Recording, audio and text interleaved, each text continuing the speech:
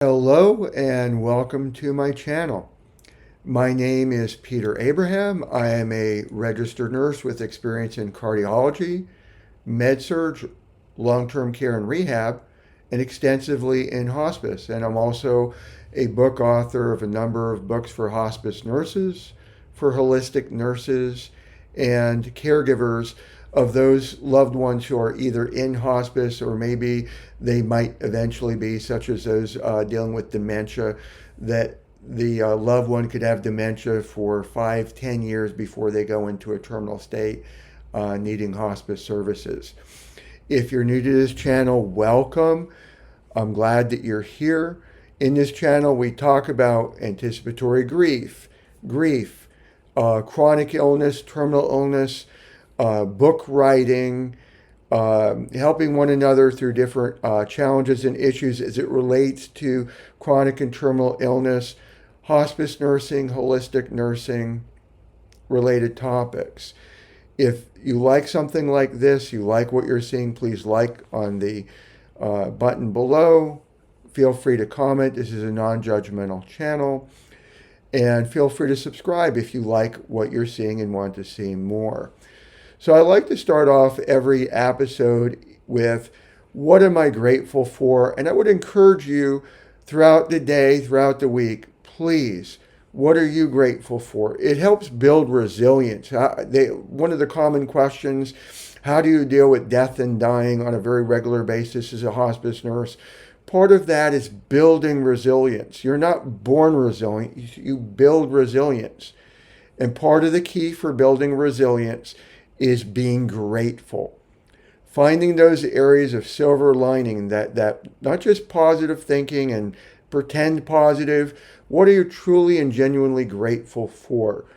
So in terms of reflection, this past Wednesday I shared that an opportunity came from Shelley Henry for a sponsorship at the Alabama Hospice and Palliative Clinical Care Conference coming later this year.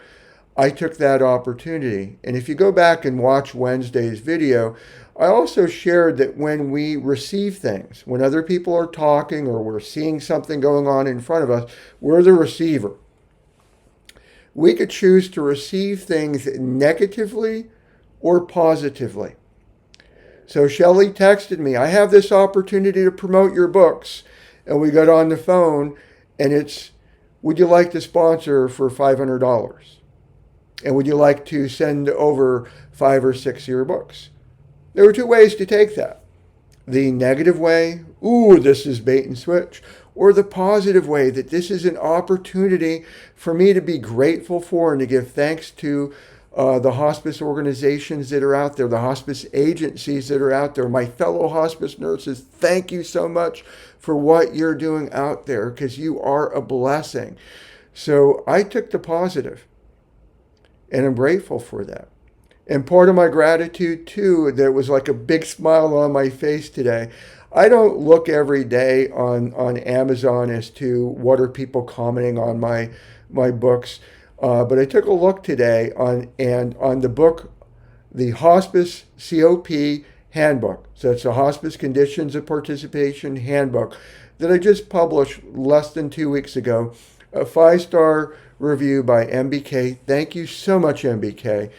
MBK wrote that she started off as a CNA, then became an LPN, and has been a hospice registered nurse case manager for the past 7 years. And she was grateful for this book. And Shelley Henry, who's going to be the prime speaker at the Alabama Hospice and Palliative Care Conference, shared that she sees a lot of value in the books that I write because I cover different segments. So I have a book on documentation. I have a book on visit planning. I have a book on implementing hope. I just started today a brand new book about hope in action as to what are the different assessments. This covers hope from an implementation standpoint. And one of the things that are in this book that says, hey, you need to train your staff. Now that you're implementing it, you have to train your staff on the different visit types. So while I do cover that from a bird's eye view in this book, there's a lot of details in this book. I want to hone in on the hospice admission visit type, the hospice update visit type, and really delve into this. Uh, what you're going to see in a few moments, because I'm going to stream the less than 15-minute segment that's going to be shown to participants at this conference as part of my $500 sponsorship, is I want to give my fellow hospice nurses the clinical tools so that you become an expert, so that you're uplifted and you're empowered, and you don't need to carry a book around you, that you gain this knowledge and you gain mastery of it. So MBK, I am so grateful for your 5-star review, and Betty and others who have given different reviews. Thank you so much. I really appreciate everyone who reads my books, and I know that you're all so busy, so it's not that common to get a review, even though I can see the sales happening. So thank you so much. But let me get to today's episode, which is just showing you the piece I put together for the Alabama Hospice and Palliative Care Organization. And as you'll see in this piece, this is what I'm trying to do for my fellow hospice nurses, why I write the books I write. You'll see that I'm talking about the Alabama Hospice and Palliative Care Organization. I'm not a member. I believe in what they're doing. You'll see me bring up about Shelley and her books, my slippery hands, her books. And then I do go over the books that I've written and how you can find me on Amazon and so forth. But I do want to encourage you, if you're watching this and you are a fellow hospice nurse, I wish there was a book about, I wish there was a guide on, I wish there were several pages on, or whatever you're looking for help with. Comment below. Let's talk. Let's get together. I don't mind having these conversations. I'm not trying to charge you for my time. Tanya already knows we had a very lengthy discussion on a glioblastoma patient for palliative sedation. I forget whether it's a 2-hour call, a 3-hour call, but there's no charges involved. I'm grateful for Tanya. And I'll, before I go on a rabbit trail, just thank you. And here's the video that will be presented at that conference later this year.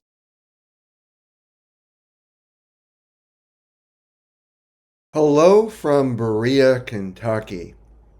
My name is Peter Abraham. I'm a hospice registered nurse. And I'm so glad that the Alabama Hospice and Palliative Care Organization is putting this conference together for all of you, to empower you and to build you up.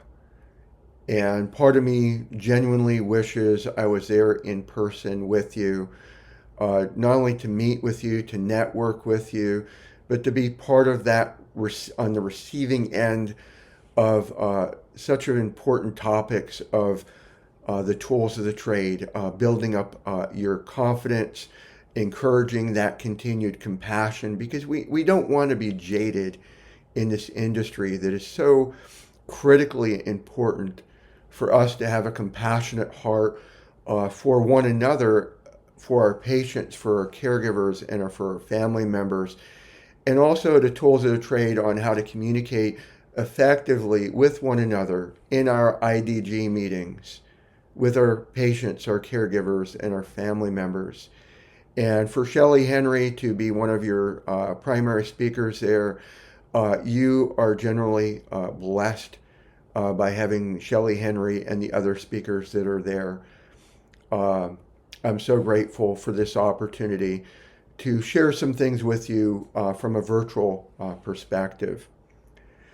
So Shelley Henry is there, and I always enjoy uplifting and encouraging everyone that I meet. Kindness is free, and I believe that should be part of our modus operandi out there, whether we're a nurse or not.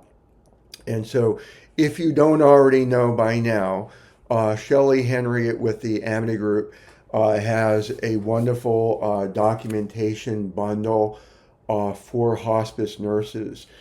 These are laminated, which for those of us, we've been out in the field, I don't mean to be gross, but we've been there. Vomit, spillage, Other things happen. Laminated is wonderful. And these are such wonderful guides for us in the field. They are color coded, and they generally help us in a moment of that heartbeat of how do I document correctly to be as audit proof as possible, and to do it in a way that is truthful and correct. So that negative based documentation. And part of the tools of the trade, you have a number of individuals that are out there supporting you, whether you know it or not. Shelley's one of our leaders in that field. There's Barbara Carnes, who's writing her wonderful books, Gone From My Sight. Almost all of us have that memorized to one extent or another. And those guides are mainly for the families, the caregivers, and the patients, typically at the beginning of their journey. And they help reduce the stress and anxiety of those who are reading those books, which in turn help us as nurses, because if our patients, our caregivers, and our family members are less anxious, we could be less anxious as well. And I am one of those persons as well, developing and creating tools for your use. I'd like to say every day, and even though my hospice documentation book is written that it might fit in your scrub pants, but it's more likely to go in your backpack or your nursing bag. And part of the difference between my documentation book and my other books is Shelley's books are wonderful. And if you had to pick one as a somebody out there in the field, I need something now, her books are going to be the winner. And I'm not trying to say that from a competing standpoint. I believe we complement one another. What my tools are meant for is to empower you to grow in clinical thinking, so that at one point you don't need my book or her books or others, that you have the foundational thought process, that you're empowered there. So in my books, I go over, here's what an admission book would look like. Here's an example of comparison charting. Here's how to master those IDT notes. And I have 17 different books out there, 16 primarily geared for hospice nurses. The 17th book is Beyond the Hospital. For those nurses that are currently working, whether in the hospital, clinic, long-term care, nursing students that are considering being hospice nurses, that's the only book that's like a bridge into hospice nursing. But we have Mastering Hospice Eligibility, which was recognized by Dr. Andy as being a book for hospice nurses doing admissions, as well as medical directors and people, clinical managers that are reviewing those admission notes. And part of what makes this different from those who are used to the quick flips, that's what I bit my teeth on, so to speak. That's not why I'm missing teeth. But we got those, the quick flips. They focused on LCDs, which are extremely important if you have them. So when you do your IDT notes, you do your eligibility notes, whenever you can refer to how your patient meets the LCD guidelines, those are great. But what about those patients that don't?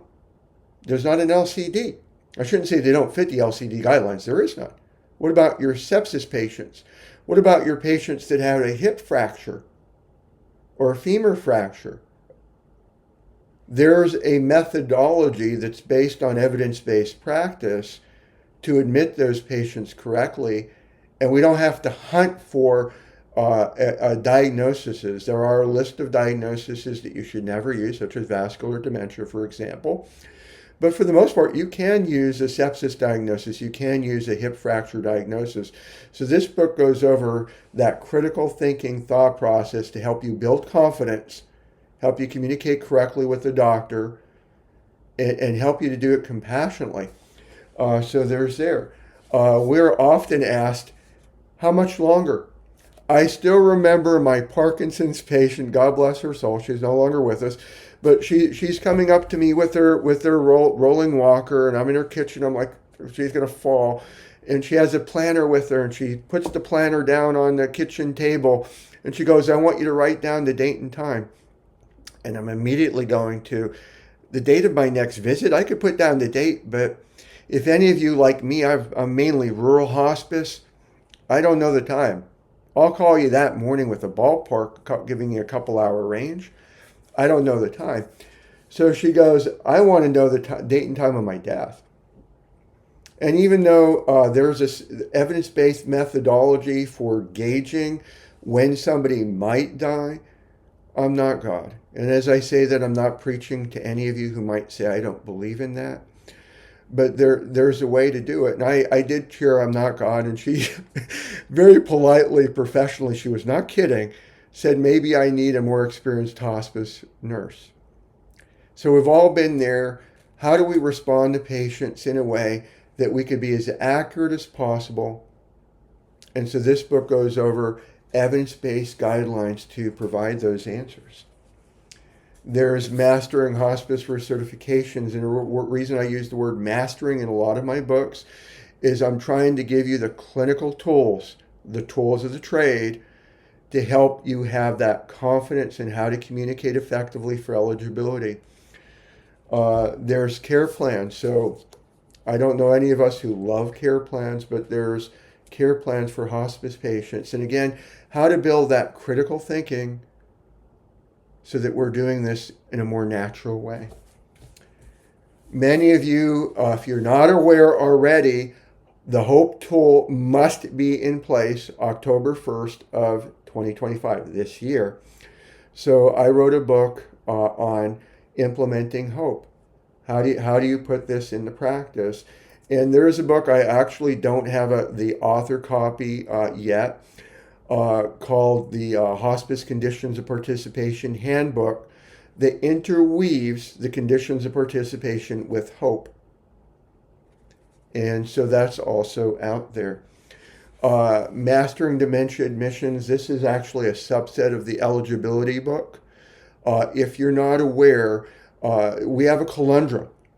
Medicare is sharing, we save $8,000, $9,000, sometimes up to $20,000 if a dementia patient, not just Alzheimer's, if a dementia patient is on hospice. We save all this money if they're on hospice, but then there's that they're not eligible. They're life discharges, something that Shelley and I and others in our industry, if you're having too many live discharges, you admit it too early. Something is going on wrong. There's a way to correct it in the right way. So this book goes over how do you do those dementia admissions? How do you know that they're eligible? So this book tightly hones in on the eligibility and how to do those admissions. One of my nursing colleagues, Tanya Frazier, and that's where I get inspiration from a lot of the books I write, are from you, my fellow hospice nurses. So thank you for anyone reaching out to me. There ought to be a guide or a book or a booklet on this. We need more help in this area. So she, and I also dealt with this as well. Oxygen is not always the answer. One of my hospice patients that I had in late 2023, a local nursing facility, was unintentionally killing a COPD patient that they were treating the number. They put on oxygen. They had her on 5 liters, and she came on hospice. I got her on oxygen. Oxygen's not always the answer. There's how do we reconcile our meds? How do we deprescribe? This book goes over the Beers criteria, the stop-start criteria that's over in Europe that I actually like better, potentially inappropriate meds, and how do we deal with that with the doctors, the family, and so on. How do we do a complete visit where we can reduce, actually 2 books, how do we do the complete visit to reducing triage, and how do we plan, wrong hand, how do we plan our visit frequencies? And for those of us who are managing high caseloads, I've been up there, 29 cases. Others have been in the 30s. What are the time management secrets that are out there to make more time with our patients and families? How do we have those critical conversations with our families for those end of life? Those are extremely difficult conversations to have. When we talk about tools of the trade, I'm looking at confidence, compassion, communication. How do we communicate effectively, compassionately, empathetically with our patients at the end, who are at the end of life? And Whispers of Time. This goes with the prognosis book. How do we know how much longer? And by the way, this is the Beyond the Hospital book. So as I come to a close with what I'm sharing, all of us need to uplift and encourage one another. Each and every one of you is making a wonderful difference in the lives of our patients, the caregivers, and the family members. We can never forget the difference that you are making. You are a blessing. And I want you to remember that at the end of the day. We've all had those days where we go somewhere and we're crying our heads off, or we're screaming our heads off in frustration or just sadness, and we're ready to lose it. Don't give up. You are necessary, you are vital, and you are a blessing to every life that you touch out there. That is my message to you, whether you buy any of my books or anyone's books. You are making a wonderful difference, and I'm so grateful that you are out there. And I thank the Alabama Hospice and Palliative Care Organization for this opportunity to share with you. Thank you for your time, and God bless. You can find my books on Amazon.com, and you can reach me via email at peter2abraham.com. Thank you.